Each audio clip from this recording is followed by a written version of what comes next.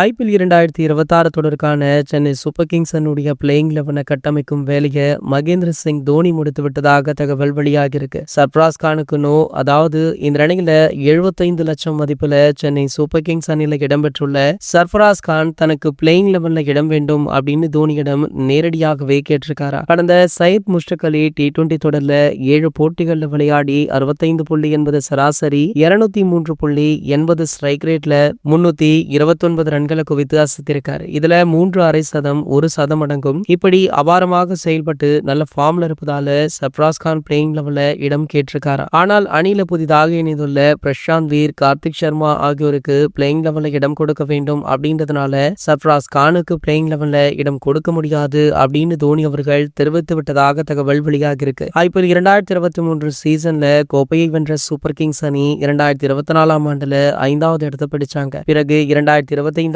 ஆண்டுல கடைசி இடத்தை பிடித்து ரொம்ப மோசமாக சொதப்புனாங்க.